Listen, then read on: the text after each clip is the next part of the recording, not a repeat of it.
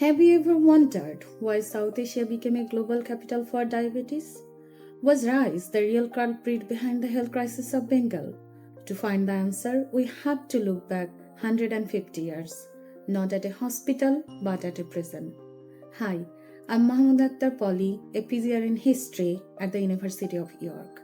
I'm exploring how nutritional knowledge was produced, applied, contested, and shaped in Bengal prison between 1860 and 1947. Growing up in Bangladesh, a land where history is generally told through the lens of ground politics and power, I have always wanted to uncover the history of the unheard. The ongoing poor nutrition and the health struggles of the most vulnerable pushed me to ask a deeper question: how did we get here?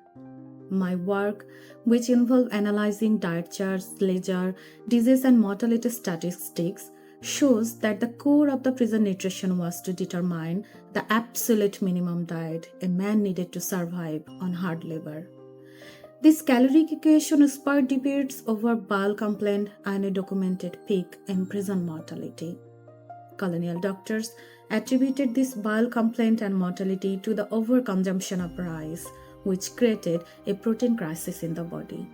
They blamed the rice diet for the effeminacy of Bengalis. In contrast, an analysis of 50 Bengali prison members reveals that political prisoners resisted this science. They didn't just ask for more food, they demanded the European diet because they understood something fundamental. Hunger was never just about calories, it was about dignity and equality. This history isn't over. When colonial doctors forced a high carb, low protein diet on thousands to save money, they were unknowingly rewiring the human metabolism, which might explain why some groups of the population are so vulnerable to diabetes.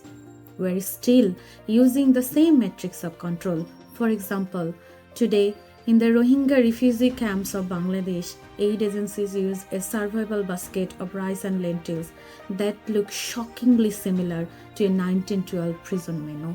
As a mom of a young child, the journey has always been more challenging. The Royal Institution Freer Fellowship would provide the stability needed to conclude my research at its most critical juncture. This fellowship will give me the ideal platform to turn my findings into a significant example of public engagement and to gain greater international exposure, which honors the Royal Institution's legacy.